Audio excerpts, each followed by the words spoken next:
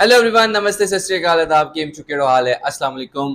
मेरा नाम है आसिम जफर। अस्सलाम वालेकुम गाइस, मेरा नाम है आयशा जवेद और मेरा नाम है हसन जवेद। उम्मीद करते हैं आप सब खैरियत से होंगे। तो आज बहुत ही एक अमेजिंग डिमांडिंग वीडियो आई है, सरप्राइज है आपके लिए और मोस्ट पावरफुल बायोग्राफी है एपीजे अब्दुल कलाम साहब की। और मतलब जितना बड़ा नाम है ना, और उतनी बड़ी मतलब नेम में हैवीनेस है। हैवीनेस होगी। और इंडिया के मतलब एक साइंटिस्ट गुजरे हैं और बहुत ही एक नाइस पर्सनैलिटी थी एपीजे अब्दुल कलाम।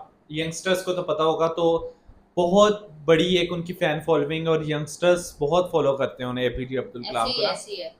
इंडिया का कोई ऐसा मर्द नहीं है, कोई ऐसी औरत नहीं है, या कोई ऐसा बच्चा बूढ़ा नहीं है जिसको एपीजे अब्दुल कलाम का पता ना हो। ऐसी है, और पूरी बायोग्राफी है इनकी आज जिस पे हम रिएक्शन देने और वाले हैं। बायोग्राफी है विवेक बिंद्रा साहब, जो कि मोटिवेशनल स्पीकर है। बहुत पावरफुल उन्होंने बायोग्राफी दी है और किसी ने भी स्किप नहीं किया। जिनकी कंट्रोवर्सी हुई थी संदीप महेश्वरी जी के साथ रिसेंटली, तो उन्हीं का आज बगैर देरी करते हम वीडियो को स्टार्ट कर लेते हैं। लेकिन वीडियो स्टार्ट करने से पहले आप चैनल को कर लें सब्सक्राइब और बेल आइकन को दबा दें ताकि आने वाले नोटिफिकेशन आप तक पहुंच सके। तो करते हैं वीडियो को स्टार्ट।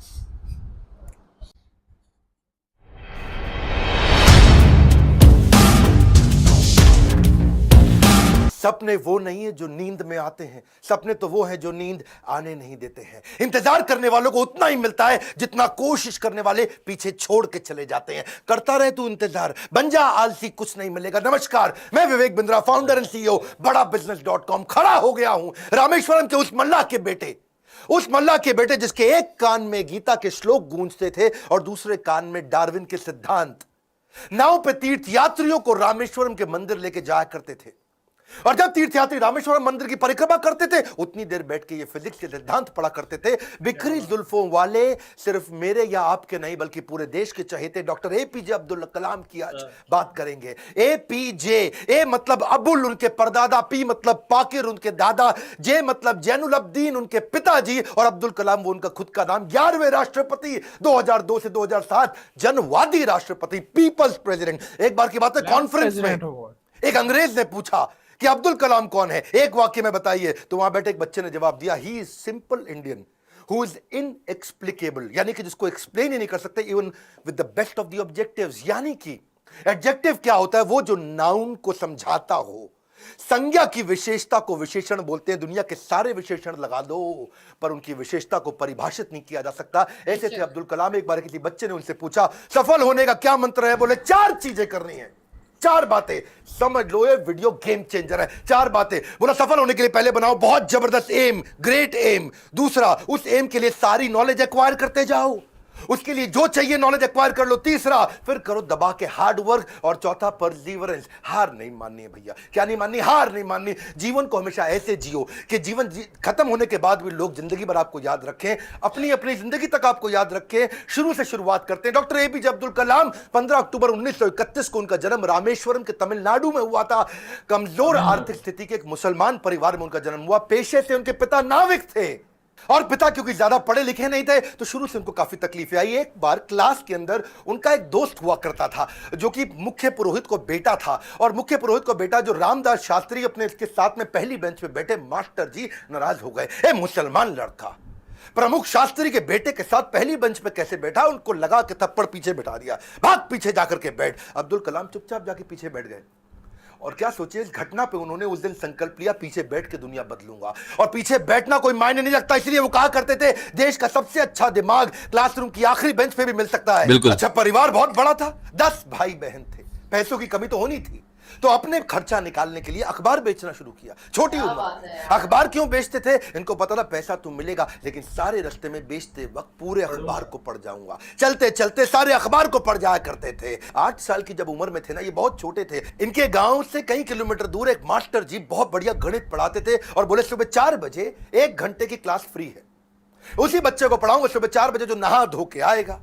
अब ये कई किलोमीटर दूर सुबह 3 बजे उठ के तैयार हो के नहा के ठंडे पानी से किसी भी मौसम में, सर्दी हो, बारिश हो या तूफान हो, 4 बजे पहुंच जाया करते थे। कलाम जब रात को भी घर में पढ़ते थे तो उनके वहां पे लालटेन होती थी, केरोसिन ऑयल से जलने वाली। 7 से 9 केवल 2 घंटे का तेल था इनके पास में, वो केरोसिन ऑयल, मिट्टी का तेल। लेकिन पिताजी माताजी इनकी जब देखा पढ़ने में इंटरेस्ट है तो उन्होंने अपने लिए अंधेरा रखा और इसके लिए 11 बजे तक किया। मेहनत से कभी डरे नहीं, ईमानदारी से कभी हटे नहीं। छोटा लक्ष्य देखना पाप के समान है, इसलिए हमेशा महान लक्ष्य चुनना होगा। जब 5वीं क्लास में थे, उनके टीचर सुब्रमण्यम अय्यर, श्री शिवा सुब्रमण्यम अय्यर, तो बच्चों को सिखा रहे थे चिड़िया कैसे उड़ती है, उसकी डिटेल की डिटेल, चिड़िया कैसे उड़ती है, चिड़िया कैसे उड़ती है। बच्चों को समझ ही ना आए तो ये उनको वहीं समुद्र के किनारे ले गए और वहां उड़ती हुई चिड़िया दिखाई और वो लाइव एग्जाम्पल जब दिखाया चिड़िया उड़ती हुई, उसकी डिटेल की डिटेल पंखों की समझाई, तो उनके दिमाग में वहीं से इनका प्रोफेशन शेप हो गया। उनका घर समुद्र के करीब था और इच्छाएं आकाश से आगे थी, वहीं से एरोनॉटिक्स इनको समझ में आया। हाई स्कूल इन्होंने रामनाथपुरम के एक श्वार्ट्ज हायर सेकेंडरी स्कूल में किया और एक दिन एक बार अपने स्कूल में किसी गलत क्लास में पहुंच गए और गलत क्लास में जब अंदर घुसे तो टीचर ने इनको चपत लगाई, जब तक तुम्हें यही नहीं समझ में आ रहा कि तुम्हारी क्लास कौन सी है, मैथमेटिक्स की क्लास में तुम गलत क्लास में पहुंच गए तो तुम क्या पढ़ोगे और क्या आगे बढ़ोगे। और वहीं इन्होंने इतनी पढ़ाई करी मैथमेटिक्स में कि 100 में 100 नंबर ले आए। टीचर भी हैरान हो गया। अगर तुम सूर्य की तरह चमकना चाहते हो तो पहले सूर्य की तरह जलना होगा। बचपन से ही आसमान में उड़ने की इच्छा थी, इसीलिए इन्होंने मद्रास के हाईएस्ट कॉलेज, देश का सबसे अच्छा कॉलेज था MIT, Madras institute of technology, वहां एरोनॉटिकल इंजीनियरिंग में दाखिला लिया। बहन ने काफी पैसा अपना सोना गहना गिरवी रख करके इनको 1000 रुपए दिया। कॉलेज में अब एरोनॉटिक्स था तो विमान के डिजाइन बनाने थे, प्रोजेक्ट मिला, अब विमान के डिजाइन बनाने में लग गए और डिजाइन जो बनाया और टीचर को दिखाया, टीचर को पसंद नहीं आया और टीचर ने कहा अगर तुम एक अच्छा डिजाइन नहीं बना सके ना अब्दुल कलाम तो तुम्हारी स्कॉलरशिप छिन जाएगी, स्कॉलरशिप छिन जाएगी, स्कॉलरशिप छिन जाएगी। इनका दिमाग चकरा गया। टीचर की ये बात सुन के पांव के नीचे जमीन खिसक गई। 1000 रुपए बहन ने गिरवी रखे, मुझे गहने अपने दिए थे और इन्होंने टीचर से कहा मुझको 1 महीना दे दो, बहुत बढ़िया डिजाइन दूंगा। टीचर ने कहा कोई 1 महीना नहीं, 3 दिन मिलेंगे, 3 दिन।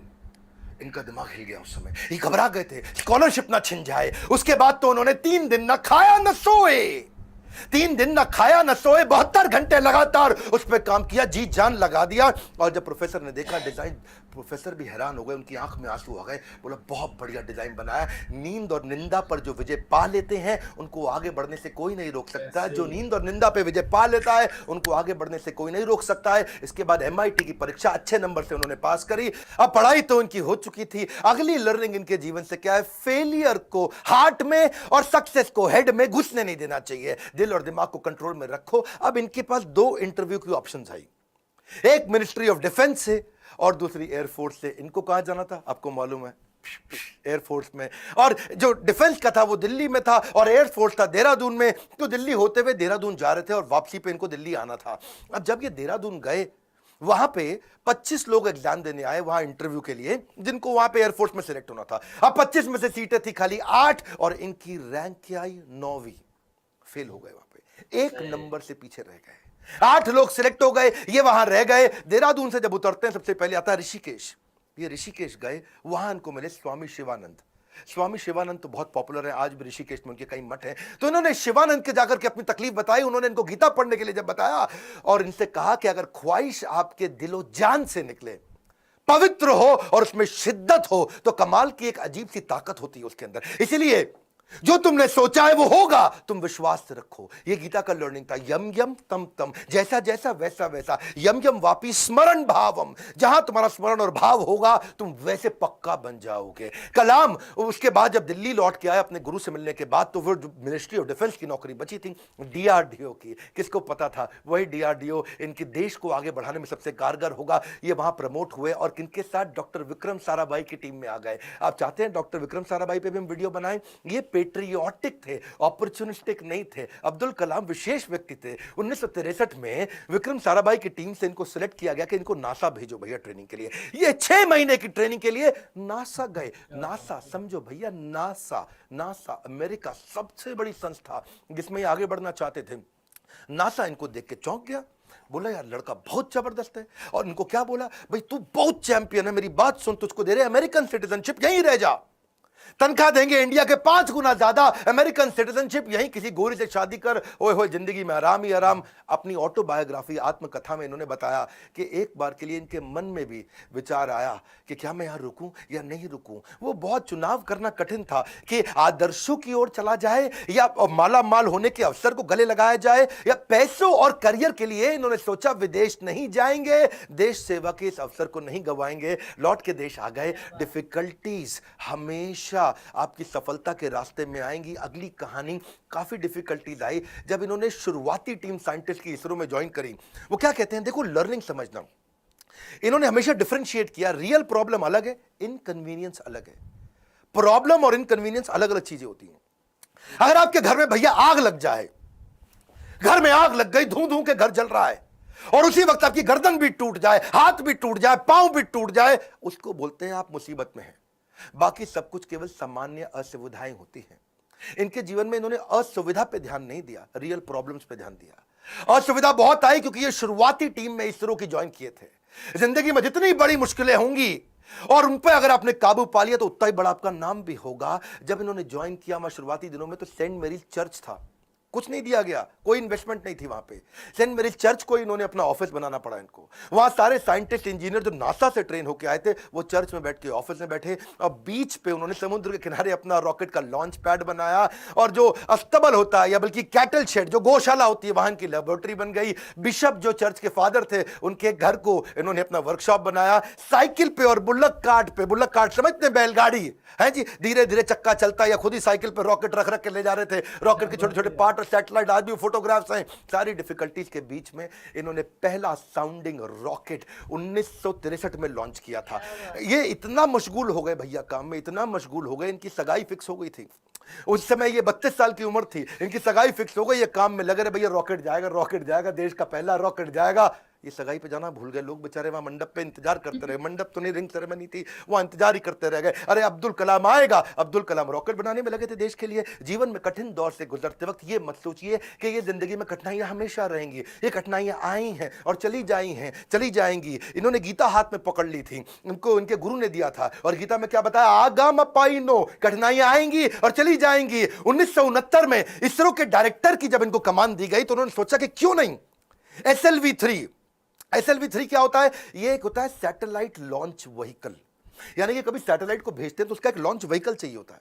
एक होती है गोली ठा और एक होती है गोली के लिए बंदूक जिससे गोली निकलती है, तो एक लॉन्च व्हीकल होता है जिससे सैटेलाइट को भेजते हैं और जो अपने ऑर्बिट में जाके सेट होता है। तो जब इनके पास पैसा नहीं था वहां पे, इन्होंने क्या कहा कि भैया SLV3 के लिए काम करूंगा और PSLV के लिए काम करूंगा। SLV3 में 1 रुपया लगेगा, PSLV में 1 रुपया लगेगा, तो दोनों मिला के 2 रुपया लग जाएगा। तो ऐसा करते दोनों को एक साथ करने का जुगाड़ करता हूं, 1 रुपये 20 पैसे में कर दूंगा, 80 पैसा बच जाएगा। तक थोड़े कम खर्चे के अंदर दोनों प्रोजेक्ट पूरे कर दिए। इसके लिए उन्होंने सरकार से फंड मांगा, इंदिरा गांधी ने बोला फंड नहीं है, पब्लिकली मना कर दिया, प्राइवेटली थोड़ा सा फंड इनको दिया, और थोड़ा सा फंड मिलने के बाद ये जी जान से अपने प्रोजेक्ट पर लग गए। अब अब्दुल कलाम है भैया, 18 घंटे रोज काम करते थे, साल के 365 दिन, लीप ईयर में 366 दिन भी काम करते थे। 1969 से 1989 तक 10 साल इन्होंने अपना जी जान से मेहनत किया। केवल 2 बार छुट्टी ली, एक बार पिता के देहांत पे, एक बार माता के देहांत पे। बाकी दिन कोई सैटरडे संडे नहीं, 15 अगस्त 26 जनवरी नहीं। 10 साल के कठिन परिश्रम के बावजूद 1979 में इनका SLV3 satellite launch vehicle fail हो गया।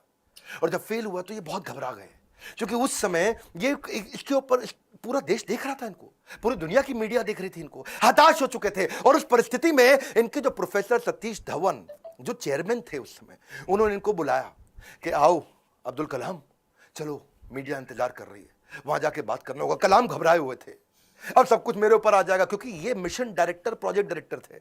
As a mission director, project director, इनके फेलियर पर पूरी दुनिया देख रही थी।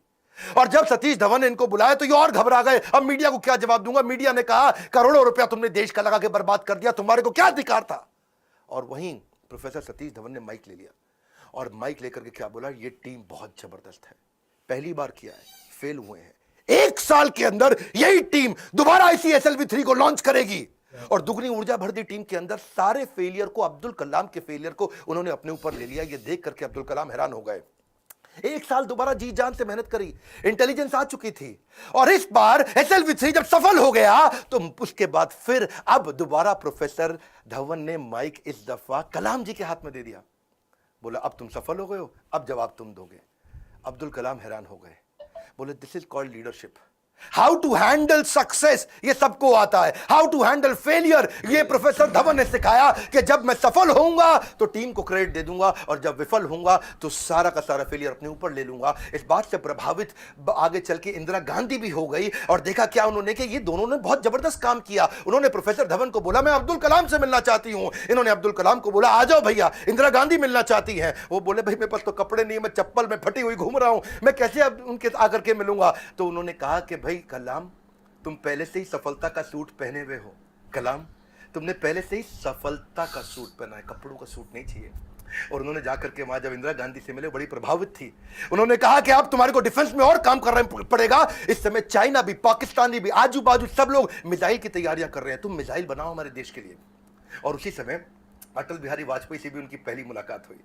अटल से जब उन्होंने हाथ मिलाने के लिए आगे बढ़ा तो अटल इनसे हाथ नहीं मिलाए, अटल बिहारी जी इनको गले लगा लिए। इंदिरा गांधी मुस्कुराई, बोलिए ध्यान रखना अटल बिहारी जी ये मुसलमान है।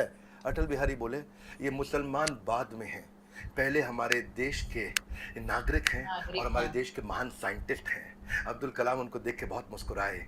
सफलता पे सफलता मिल रही थी, उसका उन्हें इनाम भी मिल रहा था। 1981 में पद्म भूषण अवार्ड दिया, 82 में डीआरडीओ का डायरेक्टर बना दिया, डिफेंस की ऑर्गेनाइजेशन डीआरडीओ उसके मुख्य पद पे आ चुके थे। पर मन से वो खुश नहीं थे, मन से खुश नहीं थे, क्योंकि जानते थे कि चाइना और पाकिस्तान मिसाइल पे मिसाइल बना रहा है और उन्हें देश की सुरक्षा खतरे में नजर आ रही थी।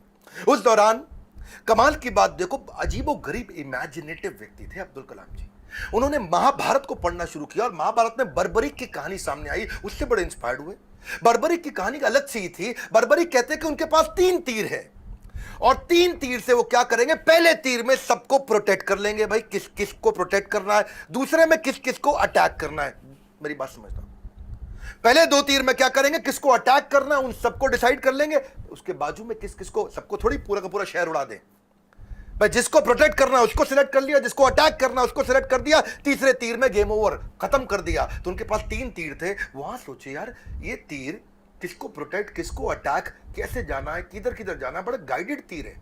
वहां से उन्होंने इंटीग्रेटेड गाइडेड मिसाइल प्रोग्राम तैयार किया कि क्यों नहीं कोई ऐसी मिसाइल बना दे कि आदमी लेफ्ट भागे तो मिसाइल लेफ्ट चली जाए, आदमी राइट भागे तो मिसाइल राइट चली जाए, और जिस टैंक को उड़ाना है वो टैंक आगे निकल गया तो मिसाइल आगे चली जाए। गाइडेड मिसाइल कैसे बनाए, बर्बरीक के उनको इस प्रसंग से इमेजिनेटिव थे। एक इंटरव्यू में बोले कि भगवान कृष्ण के सुदर्शन चक्र से सीखने को मिला। भाई भगवान कृष्ण का सुदर्शन चक्र बड़ा रिमोट कंट्रोल्ड होता है। भाई कृष्ण ने चक्कर छोड़ा और सामने वाले के पास जाके पहले चक्कर रोक दिया, जितनी देर पहले बातचीत करनी है बातचीत कर लिया, चक्कर घूमे जा रहा है, और जब बोलते खत्म करो अटैक करो तो चक्कर मारा उसको और वापस आ गया। तो बोले यार ये बड़ा सिस्टम है, बड़ी एडवांस टेक्नोलॉजी थी। तो वहां से उनको इंटीग्रेटेड गाइडेड मिसाइल ये मॉडल उन्होंने शुरू किया और उसके बाद उन्होंने एक के बाद एक मिसाइल की झड़ियां लगा दी। देखो, who dare to imagine the impossible are the ones who will break all human limitations. Imagination के बारे में वो हर कॉलेज में लेक्चर दिया करते थे। 1985 में उन्होंने त्रिशूल नाम की मिसाइल लॉन्च करी, फिर उन्होंने पृथ्वी लॉन्च करी 1988 में। 89 में अब अग्नि के पीछे लगे हुए थे, उन्होंने आकाश भी कर दिया, नाग भी कर दिया, अग्नि नहीं होती थी उनसे, अग्नि में बार बार फेल हो रहे थे। अग्नि मिसाइल ये बड़ी इंपॉर्टेंट प्रोजेक्ट था, लेकिन देश भर में अब लोगों ने क्वेश्चन करना शुरू कर दिया। लोग अपने अपने हिसाब से इसका अलग अलग मतलब निकाल रहे थे, भाई क्यों फेल हो रहे हैं। अमूल ने तो वहां पे एक ऐड लगा दी और अमूल कहता है जी अग्नि मिसाइल के अंदर तुम्हारा पेट्रोल कम पड़ जाता तो अमूल का बटर डाल लो। लोगों ने मजाक बनाना शुरू कर दिया और बार बार लोगों के सवालों के कारण ये बहुत सीरियस थे। और उसी 89 के एंड आने से पहले पहले इन्होंने अग्नि को भी सफल बना दिया। बार बार असफल होने पर भी उत्साह न खोना ही सबसे बड़ी सफलता है। बाकी सारे शक्तिशाली देशों को वो देख रहे थे, वो मिसाइल लॉन्च कर रहे थे, दूसरे महाद्वीप पे कैसे अटैक कर सके, इंडिया से मिसाइल छोड़े यूरोप तक पहुंच सके, अमेरिका तक पहुंच सके, दूसरे महाद्वीप तक पहुंच सके। सब लोगों ने बड़ी तैयारी करी। इन्होंने 89 में अग्नि को जब लॉन्च किया तो रशिया, यूएस, चाइना, फ्रांस और यूके के बाद भारत 6ठा देश था जिसने इतने पावरफुल मिसाइल बनाए। मेरी बात समझिए, दुनिया भर के 250 देशों को पीछे करके अब्दुल कलाम थे जिन्होंने भारत को 6ठे रैंक पर लाके खड़ा किया। ये कहते थे मिसाइल यूज नहीं करना है, लेकिन विराट रूप तो दिखाना है ना अपना। 10वें अध्याय के बाद जब भगवान कृष्ण ने देखा कि अर्जुन उबासी ले रहा, अर्जुन सीरियस नहीं ले रहा, तो मैं विराट रूप दिखाऊं। और जब कृष्ण ने विराट रूप दिखाया, कृष्ण ने मारा नहीं, किसी को विराट रूप दिखाया, अर्जुन एकदम लाइन पे आ गया, है बात समझ आ गई बात। इसीलिए कभी कभार बाजू का पाकिस्तान चाइना जब आंख दिखाए तो विराट रूप दिखा दो, थोड़ी मिसाइल छोड़ देंगे, विराट रूप दिखा दो, अपने आप लाइन पे आ जाओ, है समझ आ गया, वापस आ जाओ, सॉरी। तो ऐसा अब्दुल कलाम जी ने स्ट्रांग बनाया। उनकी मेहनत 1993 में और रंग लाई जब PSLV को भी उन्होंने सफल कर दिया। आज वही कलाम जी की देन है कि PSLV से हमने 10 रुपए किलोमीटर के कम खर्च पे भी मंगल तक सफर पूरा कर लिया जी। 2014 में हॉलीवुड की मूवी में जितना खर्चा था उससे कम के अंदर तो हमने मंगल का सफर कर लिया।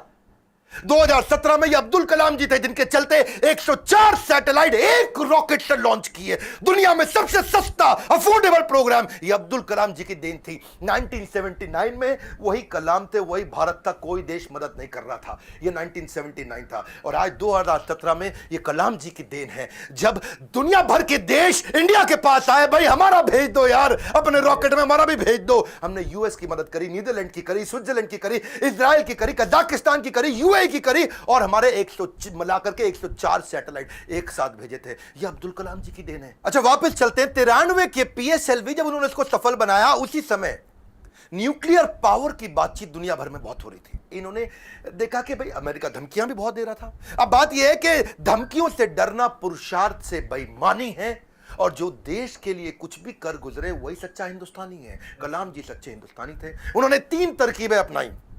पहली, जितने भी अपने साइंटिस्ट हैं उनको आर्मी की वर्दी में डाल दो, सैटेलाइट को समझ ही ना आए कि भाई ये तो नॉर्मल आर्मी घूम रही है, ये कोई साइंटिस्ट थोड़ी है, ये तो नॉर्मल आर्मी है, पहला। दूसरा, जब भी ये कोई काम करेंगे उसी समय के बीच में करेंगे जब एक सैटेलाइट जाएगा और दूसरा आने वाला उसके बीच में कर लेंगे। एक आएगा एक जाएगा उसके बीच में कर लेंगे, एक आएगा एक जाएगा उसके बीच में कर लेंगे। तो ये उतने ही टाइम में तैयारी करते थे। और तीसरा, काम खत्म होने के बाद जमीन को एकदम साफ सुथरा ऐसे सेट करते थे, जब सैटेलाइट आएगा पता ही नहीं चलता कुछ हुआ यहाँ पे, ओए आर्मी वाले आराम से घूम रहे हैं। अमेरिका को पता नहीं लगने दिया। 1992 से 97 लगातार उन्होंने काफी काम किए। आसपास के गांव और अन्य लोगों को कभी नहीं पता चला कि यहाँ हुआ क्या है और यही मेहनत उनकी रंग लाई।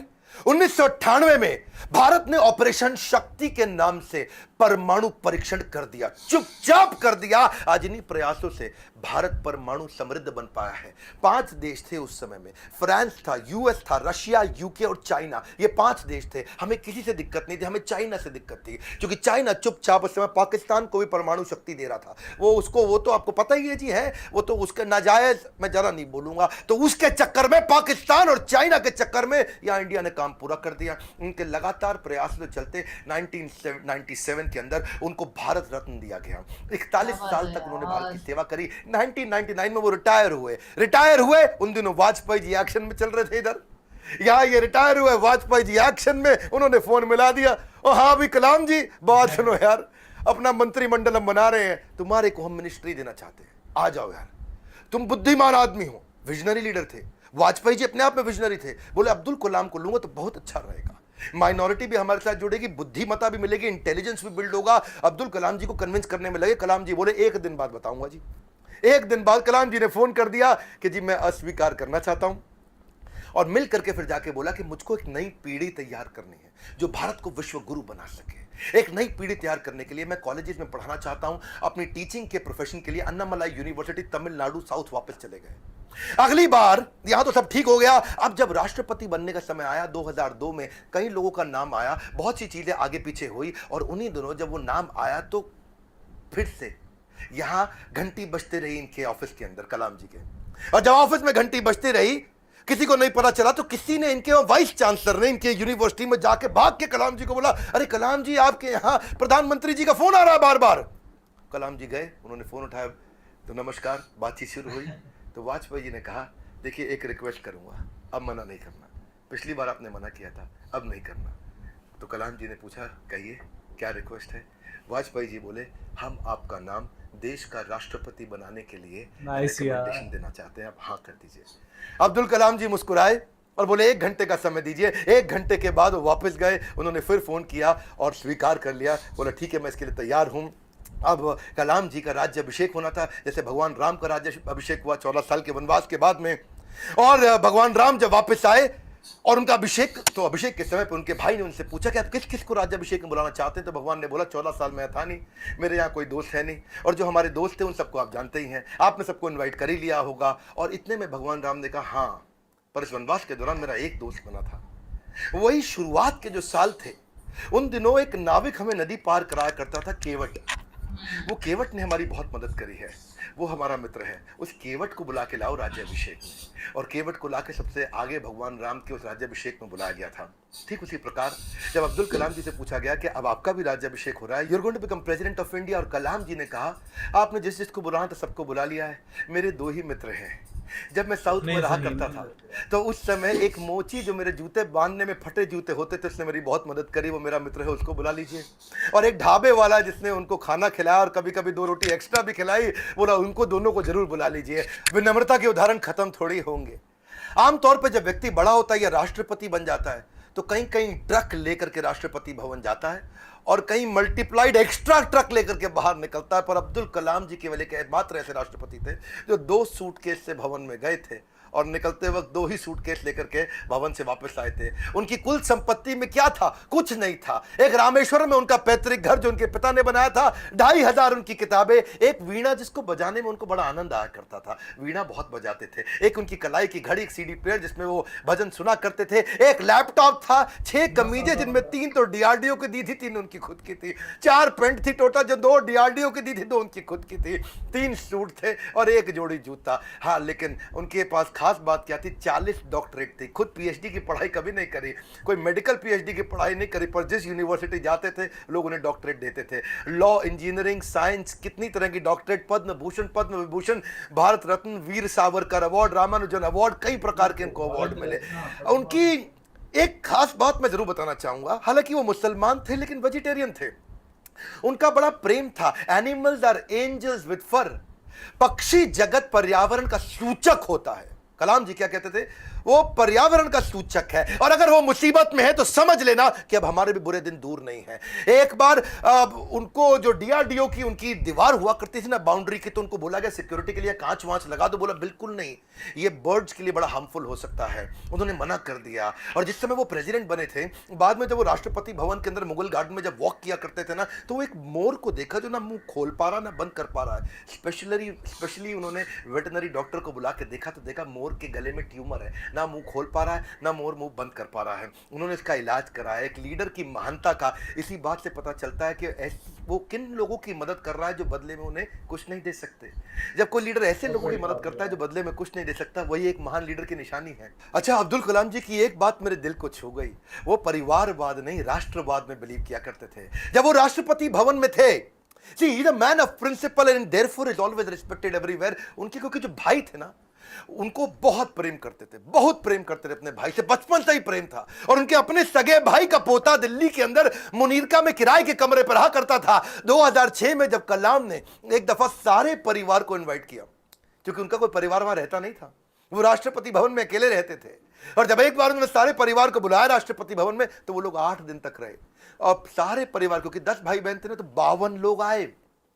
और कलाम जी ने देखा बहुत खर्चा हो रहा है, तो उन्होंने चाय की प्याली तक का हिसाब रखना शुरू किया। सब लोगों को उन्होंने अजमेर शरीफ प्राइवेट बस करके भेजा, उसका भी हिसाब रखना शुरू किया। उन्होंने अपने अकाउंटेंट से सारा हिसाब बनवाया और बोला कि ये कितना बना, तो देखा 3,52,000 रुपए का चेक उन्होंने अपनी तनख्वाह से काट के दिया। और क्या कहा कि राष्ट्रपति भवन की जिम्मेदारी केवल राष्ट्रपति की होती है, पूरे परिवार की नहीं होती है। अब्दुल कलाम जी इतने विनम्र व्यक्ति थे। विनम्रता ताज के बिना राजसी गौरव है, वो ऐसी चीज है। महान व्यक्ति की महानता ही उसकी नम्रता है। डॉक्टर कलाम को एक बार IIT BHU के अंदर चीफ गेस्ट के रूप में इनवाइट किया गया, और जब वहां पे आए तो वहां पे 7 कुर्सियां थी। बीच वाली कुर्सी थोड़ी ऊंची थी, और जब बीच वाली कुर्सी ऊंची, क्योंकि वो राष्ट्रपति थे, उनको बैठना था। उन्होंने बोला ना ना ना, कुर्सी हटाओ, बराबर की कुर्सी लगाओ। तो बोले नहीं सर, ये स्पेशल कुर्सी है हमारे चीफ गेस्ट के लिए। तो वो समझ गए कि चीफ गेस्ट कौन होते हैं भैया, जो एजुकेशन में महागुरु है वही है। तो उन्होंने वाइस चांसलर को बोला, आप आइए बैठिए। वाइस चांसलर घबरा गए, बोला राष्ट्रपति आप हैं, you are the first person of our country, आप बैठेंगे? बोला बिल्कुल नहीं। फिर उन्होंने अपनी कुर्सी हटवाई, बराबर की कुर्सी पे बैठे। कलाम जी ऐसे थे, ईमानदारी एक जादुई गुण है। यदि आपका हृदय ईमान से भरा है तो शत्रु का पूरा संसार आपके साथ खड़ा है। कहते हैं कि कोई भी पैतृक संपत्ति, माता पिता की दी हुई कोई भी पैतृक संपत्ति ईमानदारी के बराबर आपको अमीर नहीं बना सकती। सबसे ज्यादा अमीर व्यक्ति वही जो ईमानदार है। पूरा संसार आपके साथ खड़ा है। कलाम साहब तो एवर यूथफुल थे। 70 साल की उम्र में youth icon of the year का अवार्ड उनको मिला। Nice. हमेशा जीवन में भगवत गीता और कुरान दोनों साथ में रखते थे। 83 वर्ष की उम्र में उन्होंने रिटायर नहीं किया, रिट्राई किया। He was not tired, he was inspired, he was not tired up, he was fired up। आंखों में रोशनी तो उनकी कम हो रही थी, पर युवाओं के भविष्य को रोशन करने में लगे थे। उनके शरीर के पांव के कदमों की गति कम हो गई थी, पर देश की समृद्धि की गति को बढ़ाने में लगे हुए थे। एक असाधारण, एक अनोखा, अस्वाभाविक, अलौकिक व्यक्तित्व के 2015 में हमेशा के लिए हमको अलविदा करके चले गए। और कहां गए? उसी IIM शिलोंग के अंदर आखिरी लेक्चर देते वक्त जैसे क्षत्रिय अपने युद्ध के मैदान में लड़ाई करते हुए वीर गति को प्राप्त करता है, ऐसे ही IIM शिलोंग के अंदर लेक्चर देने के बाद तुरंत वहीं लेक्चर देते वक्त जो कल था वो आज नहीं है, जो आज है वो कल नहीं होगा, वैसे ही इस ब्रह्मांड में दूसरा कोई कलाम नहीं होगा। स्विट्जरलैंड जैसा देश जो साइंटिफिक रिसर्च के मामले में 8वें पायदान पे आता दुनिया में, और जब वो 26 मई कलाम स्वयं जब उनके देश गए थे तो वही स्विट्जरलैंड उसको साइंस डे के रूप में मनाता है।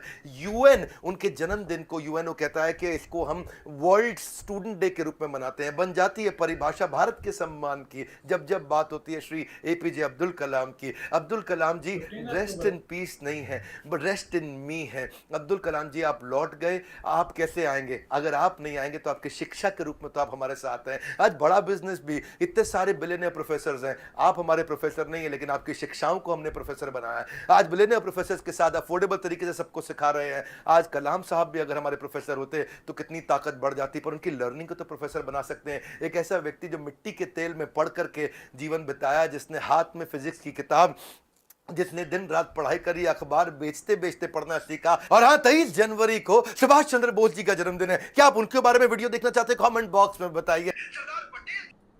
तो यार क्या अमेजिंग था, और विवेक बिंद्रा साहब ने कमाल क्या एक्सप्लेन किया यार उस शख्स को। फर्स्ट ऑफ ऑल मतलब कलाम साहब ही कहना चाहिए हमें।